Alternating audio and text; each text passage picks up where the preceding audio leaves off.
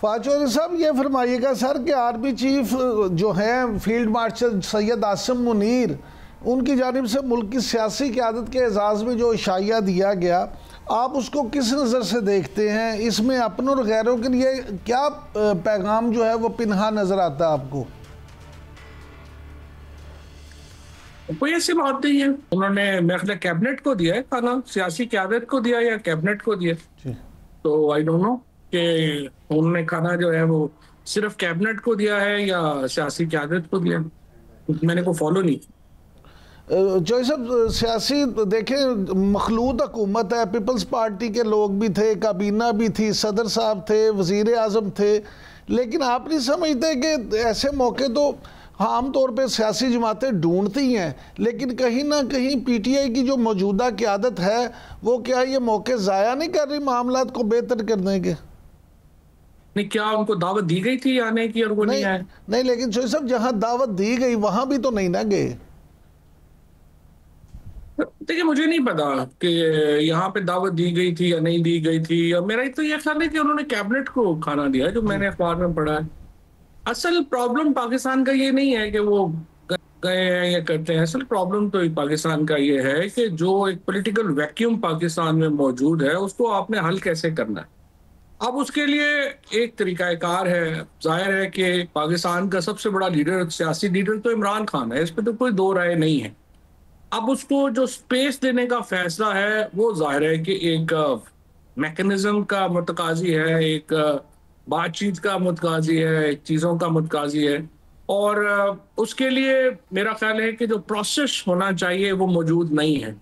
तहरीक इंसाफ की जो लीडरशिप है वो जाहिर है कि आपके सामने है कि वो कोई स्पेस पैदा नहीं कर पा रही, अपोजिशन अलायंस नहीं बना पाए, इंटरनल प्रेशर नहीं क्रिएट कर पाए, जिसकी वजह से जो ये क्राइसिस है, बहरान है, बड़ा लंबा हो गया है।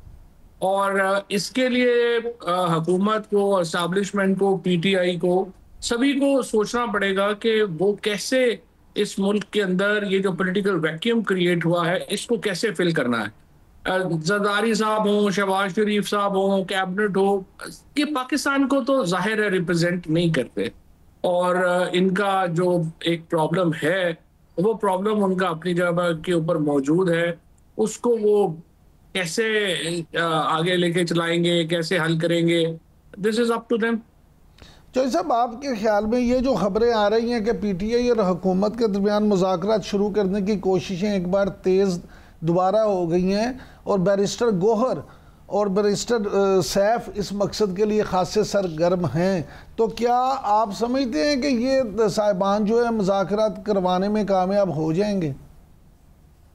देखिए, हो सकते हैं। उसकी वजह ये है कि दोनों धीमे लोग हैं, दोनों जो हैं उनके कॉन्टेक्ट्स अच्छे हैं। सैफ जो है वो तो जाहिर है कि मेरा बहुत पुराने दोस्त हैं, बहुत ताल्लुक है मेरा, और गौहर को भी मैं जानता हूँ बड़े अच्छे तरीके से। और इनके जो रवावत है उसके ऊपर तो दो राय नहीं है। और आपको ज़रूरी होता है, ज़ाहिर है, कहीं पे बातचीत करनी है तो कोई राब्ता चाहिए, कोई अगले से कोई वाकफियत भी हो, आपकी कोई बात सुने भी, संजीदा ले, तभी आगे चीज़ें बढ़ती हैं। और अगर ये ऐसी बात होती है तो ये एक बड़ी मुस्बत बात होगी। मेरा ये ख्याल है कि सैफ का और गौहर का शायद सियासी लोगों से ताल्लुकात उस तरह के ना हो, एस्टैब्लिशमेंट से उनके ताल्लुकात जो हैं वो अच्छे हैं। और मेरा ये ख्याल है इसको इस्तेमाल करना चाहिए पीटीआई को, ताकि एक स्पेस क्रिएट हो। जाहिर है कि आपको पॉलिटिकल स्पेस मिलेगी तो आप पॉलिटिक्स कर सकेंगे, नहीं मिलेगी तो फिर आप तो पॉलिटिक्स नहीं कर सकेंगे। आपने अगर पॉलिटिक्स करनी है तो आपने तो स्पेस क्रिएट करने की कोशिश करनी। लेकिन जो साहब, अलीमा खान साहबा जो कि इमरान खान साहब की बहन है, उनकी तरफ से तो बैरिस्टर गोहर को तनकीद का निशाना बनाया जा रहा है और उन पर अदम एतमाद जाहिर किया जा रहा है। मेरा नहीं ख्याल ऐसा जो है वो है बात है। जाहिर है कि गौहर चेयरमैन है, उन्हें इमरान खान ने ही चेयरमैन जो है वो बनाया है, तो कई दफ़ा आप उनके बातों से मुतमईन होंगे, कई दफ़ा बातों से मुतमईन नहीं होंगे। पार्टीज के अंदर आपको पता है रजमेंट तो नहीं है, तो पार्टी के अंदर अपनी अपनी ओपिनियन होती है, लोग तनकीद भी करते हैं। लेकिन मेरा ये ख्याल है कि बैरिस्टर गौहर जो हैं वो बड़े इमरान खान के साथ सिंसियर हैं और वो अपनी कोशिशें जो भी करेंगे वो पीटीआई और इमरान खान की बेहतरी के लिए करेंगे। बाकी हर शख्स ने अपनी कैपेसिटी के मुताबिक ही चलना होता है। अच्छा सर, ये फरमाइएगा, क्योंकि आपके बैरून मुल्क भी काफ़ी ताल्लुकात हैं, तो ये भी कहा जा रहा है कि खामोश सफारतकारी जो है बानी पीटीआई की रिहाई के लिए वो जारी है, और इस सिलसिले में अमेरिका के ताजिर और डॉक्टर जो पहले भी सरगर्म थे अब दोबारा सरगर्म हैं और दोबारा एक वफ्द पाकिस्तान पहुंचा है। तो आप इस कोशिश को किस नज़र से देखते हैं? क्या वाकई ही हुकूमत को या इदारों को राम करने में वो कामयाब हो जाएंगे? देखिए, मसला जो है ना वो ये है कि ये जो सारे लोग हैं, जिनमें बहुत सारे मेरे दोस्त हैं, बहुत सारे, और ये लोग भी इमरान खान के लिए और पाकिस्तान के लिए बड़े सिंसियर एफर्ट्स करते हैं, और इनका दिल पाकिस्तान के साथ धड़कता है, ये जो सारे लोग हैं। लेकिन मसला ये आ रहा है कि इन लोगों के ऊपर, देखिए, ये पॉलिटिशियंस नहीं हैं, और आपको एक पॉलिटिकल एंगेजमेंट की जरूरत है, एक पॉलिटिकल डील की जरूरत है ना। उसके लिए क्या तरीकाकार बनाया जाए, मसाइल क्या है, उसका इन लोगों को इल्म नहीं हो सकता। सो एक कंड्यूसिव इन्वायरमेंट बनाने में इनका रोल होना चाहिए था, और है मेरे ख्याल में। उन्हें ये चाहिए कि शाह महमूद कुरैशी साहब की रिहाई के लिए, इजाज चौधरी साहब की रिहाई के लिए, महमूद रशीद साहब की रिहाई के लिए कोशिश करें, ताकि ये लोग जब एक दफा रिहा होंगे तो ये एक पॉलिटिकल डिस्कशन का आगाज कर सकते हैं। यास्मीन राशिद है, उमर चीमा है, ये लोगों से एक तो टेम्परेचर नीचे आएगा इनकी रिहाई से।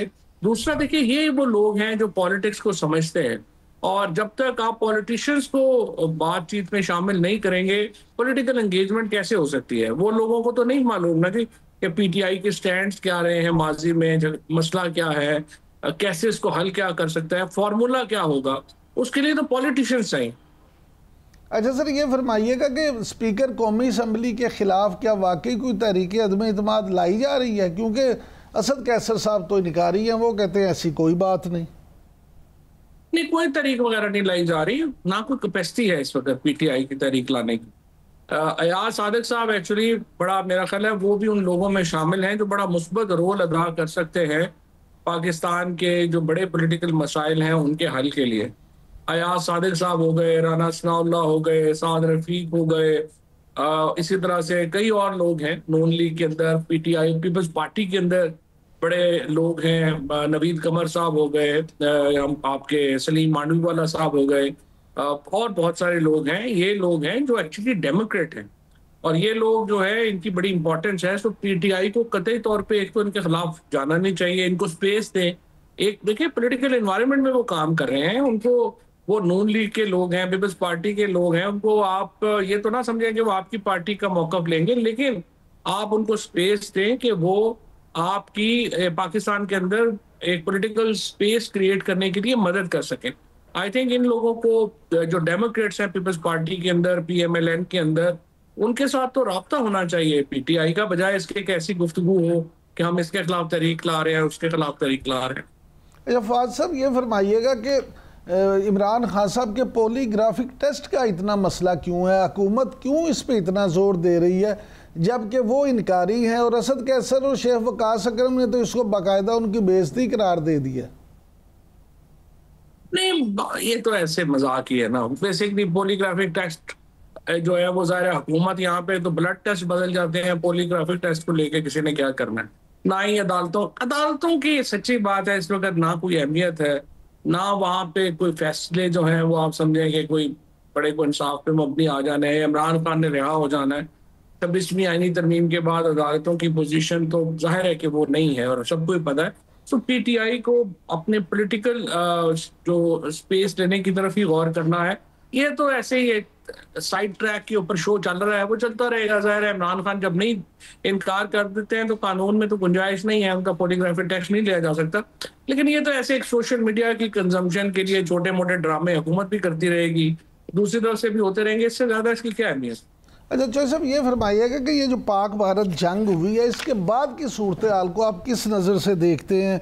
सिंध तास मुआहदे के बारे में तो इंडिया की धमकियां अभी भी मोदी उसी तरह से दे रहे हैं धमकियां। नहीं, उस पर तो जाहिर है कि अब हमें जो लीगल प्रोसेसेस हैं वो अब तक हमें जो है वो कर लेने चाहिए थे ऑन, और जो हम इस मुआहदे के अंदर जो चीज़ें मौजूद हैं, जो सोल्यूशन के तरीके दिए गए हैं, उनको जो है वो लाने की ज़रूरत है। वर्ल्ड बैंक को इन्वॉल्व करने की ज़रूरत है, और ताकि हम उसकी तरफ बढ़े, नंबर 1। नंबर 2 ये है कि इसमें देखिए मेरे ख्याल में पाकिस्तान को पीस मेकर का अब रोल लेना चाहिए। हमने हिंदुस्तान को बहुत बड़ी शिकस्त दी है। नरेंद्र मोदी की सियासत जो है उसको बिल्कुल तबाह बर्बाद कर दिया है पाकिस्तान की अफवाज ने, हमारी एयरफोर्स ने। अब हमें, हमारा इंटरेस्ट ये नहीं है कि इस रीजन में जंग के साए मंडलाते रहें।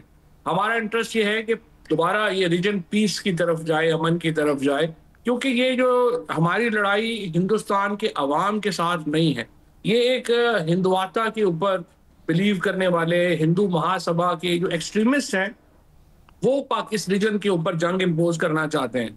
हमारी लड़ाई उनके साथ है और वो इस लड़ाई में हमें हिंदुस्तान के अवाम जो है उनको और उसमें डिस्टिंग्विश करना चाहिए। सो मेरे ख्याल में, मेरी राय में, अब पाकिस्तान को इस जिंगोइज्म की तरफ जाने की जरूरत नहीं है।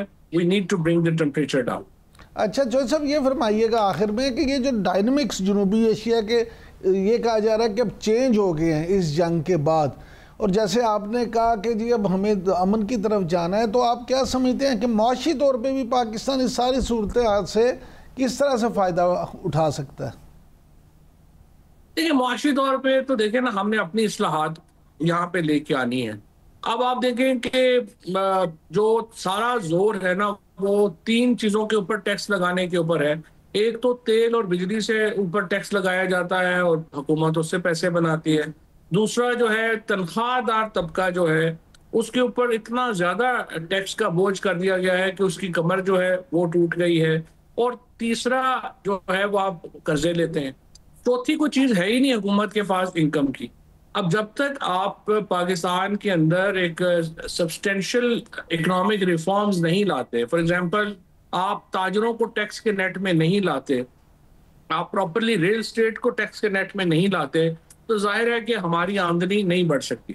फिर देखिए, जो पैसा बाहर चला गया मनी लॉन्डर होके, उसको आप वापस लाने को तैयार नहीं है। ये आपको इक़दामात करने हैं। और फिर जो प्रोविंशियल मिसमैनेजमेंट है इस वक्त, जिस तरीके से पंजाब की हुकूमत पैसे को आग लगा रही है, बलूचिस्तान की हुकूमत, सिंध की हुकूमत, केपी की हुकूमत, अगर आप इनकी प्रोविंशियल अगर आप ऑडिट्स देखें, आप हैरान हो जाते हैं कि चीफ मिनिस्टर्स किस तरह से पैसे जाया कर रहे हैं। सो उसके लिए आपको रिफॉर्म्स की जरूरत है, रिफॉर्म्स के लिए पॉलिटिकल स्टेबिलिटी की जरूरत है, और पॉलिटिकल स्टेबिलिटी के लिए मुज़ाकरात की जरूरत है।